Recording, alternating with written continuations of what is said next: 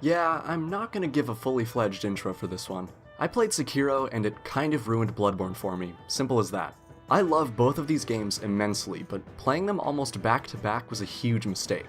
I played Sekiro not too long after it came out and absolutely loved it. I ended up going through 5 playthroughs of it to get the Platinum Trophy for it on my PS4, and it was as if the more I played it, the more and more I was appreciating how good it was. To say I got used to it is a dramatic understatement. Then, I decided to play Kingdom Hearts Birth by Sleep because I was working my way through the Kingdom Hearts series at that point. And after finishing that, I got bored and felt like revisiting Bloodborne. I hadn't played it in years, and I was itching to give my personal introduction to the Souls series another go. Yet again, I love both of these games, but I cannot stress enough how stupid of a decision this was. I had put so much time into Sekiro and hadn't played Bloodborne in so long that I basically ruined the game for myself. It's not even that the game had changed for me or that my perspective of it was just clouded by fond memories and a little bit of nostalgia. I had just become so unaccustomed to it that I was trudging through it a bit. There were a couple of reasons why this was, but the thing that crippled me the most when I went back was speed. Which is kind of ironic, being that Bloodborne was the fastest Souls game at one point. It was pretty speedy on its own compared to the Souls games that came before it, but its combat basically incentivized aggression and quick action by allowing you to regain health after taking damage by landing successful blows quickly enough. So it was fast on its own and felt faster due to its mechanics. But when I went back to it after playing Sekiro, it just felt slow. In Sekiro, your character just moves fast by default. The one-armed wolf just moves quickly. His walk speed is fast, and his run speed makes Formula 1 race cars look like go-karts. And don't even get me started on the verticality of the game.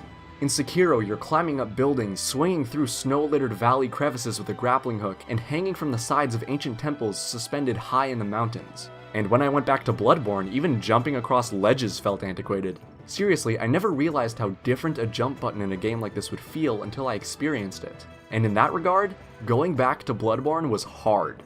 I mean, I could still play the game well, and jumping wasn't impossible, but it just felt so much more sluggish.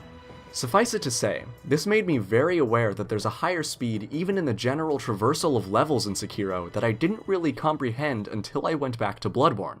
And Sekiro's combat absolutely flattens Bloodborne's in speed. I'm sorry, it just outruns it in every way. Fights are faster, rely on much quicker decisions and player inputs, and you just swing faster. Oh, and did I forget to mention that there's no stamina? Yeah, cause that's a pretty big thing. The lack of a stamina bar in Sekiro means that you can swing endlessly, run forever, and block attacks until your posture gives out. With less to focus on in combat, specifically stamina-wise, everything in Sekiro feels even faster. And this made Bloodborne feel like it needed far more concentration and calculation to be played well.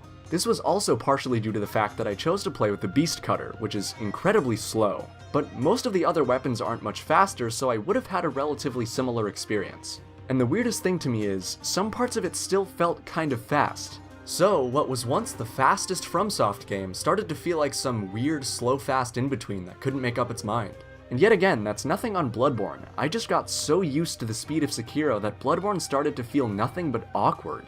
I mean seriously, it got so bad that I started messing up on bosses that were a piece of cake to me on prior playthroughs. It was also strange that some bosses I struggled relentlessly with in those same playthroughs were stupidly easy this time around. It was like everything I once knew about this game just flipped upside down into this weird topsy-turvy experience nearly parallel to what I used to know.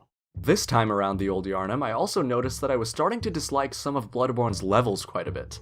The biggest examples of this were Old Yharnam and the hidden village of Yahar'gul, because they both dragged on and were packed to the brim with the most annoying enemies this side of the Blood Moon.